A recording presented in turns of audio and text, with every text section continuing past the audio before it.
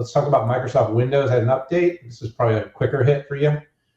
Yeah, so Microsoft is back to kind of doing some of its big cadences, and while this in yesteryear, Windows 8 and before would probably be called a service pack, and that's a really big difference. So this was a sneak peek at some of the new features that are coming out on this platform. So there weren't, this wasn't in gory details, but it's all about Microsoft's desire to do four things: make the PC easier to use and safer for everybody, making people more productive, making Windows the best place to connect, create, and play. I think arguably you can say that from a content creation and playing, they're doing really well. Maybe not so great on the Connect, unless, of course, connecting is doing a video call over Windows. And then finally, more security and management and flexibility for the workplace in hybrid. So there were a couple highlights for me that I thought were pretty good on the security side. Smart app control and driver protection really is a way to make sure you don't get phished. It's like you click on this link that came from your friend to check out this new application. Smart app control says, nope, you don't want to download that, and essentially doesn't let you do that if you're in IT.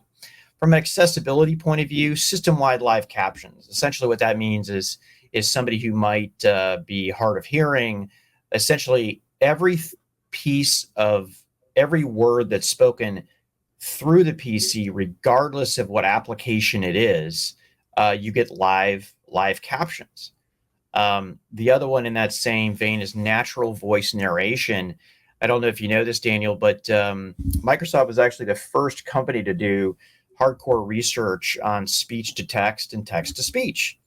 I know Google and Apple get credit for it, but Microsoft has the most patents and has put the most hours in. Essentially, you have natural voice narration, if you've ever used it on Windows, where it's talking back.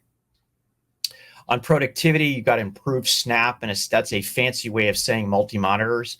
Daniel, I'm surrounded by 4 monitors right now, and the only way I keep it sane is by using Snap, which is essentially to put the windows in the right place and have it remember where it is. Apple totally ripped off this feature from Microsoft, by the way.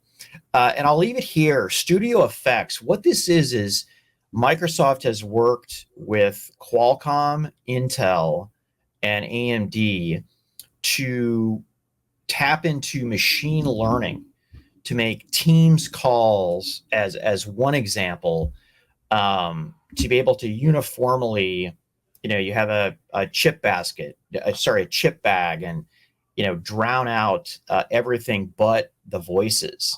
The ability to make it look like I'm actually looking at the camera when I'm not. And man, I need that, and I'll bet you could use that as you look left to your notes. Busted. I knew I'd wake you up. No, that's the problem, Pat, with the large monitors, though, is it's harder to pretend to be paying attention. The smaller screen, you can kind of drift a little bit. I've got a 30+ inch curved screen in front of me, and I got another I'm using 2 monitors, but yeah, I've got, we're doing 10 topics. There's no way we're gonna have this all memorized. Don't be fooled for a minute. We're not that smart. But I just put the tab right in front of the camera. I try to do that. I also have a pod partner that likes to yell at me for making clicking noises, and so anyways, he's super strict about what I'm allowed to do during the show. But don't worry, everybody. Off camera, the abuse is worse. So you hit on most things. So actually, I'll close off the loop. I think Windows continues to get better. You mentioned about the features that they've been stealing from Apple. Don't be fooled, anybody. Apple doesn't really invent much. They tend to innovate on other people's ideas and do it better than most. So that's where they really tend to win. It's like they didn't come up with the first touch panel phone either. It's just they did it a lot better. Do you remember those old smartphones with the touch screens on them? And then it was a million times better on Apple. I like the focus stuff, Pat. So the do not disturb. Listen, I am Yeah. the most attention deficit person on the planet, I think. Maybe. I don't know. Some people would argue with me, but wait, what am I talking about again? But no, in all seriousness, I tend to be really struggle when I'm doing something important. Not like this podcast, but like say I'm writing something and I'm so easily distracted by notifications. Anything that pops up, any little thing that hits me in a Teams or WebEx, it's like boom. The ability to understand and learn how to silence and how to get notifications. I thought that was a good little feature, Pat, to give people focus, because I do think a big problem with us now is that we have so much signal that even people who are pretty good at focusing struggle to stay focused. So again, I like the security stuff too, but you already hit on that.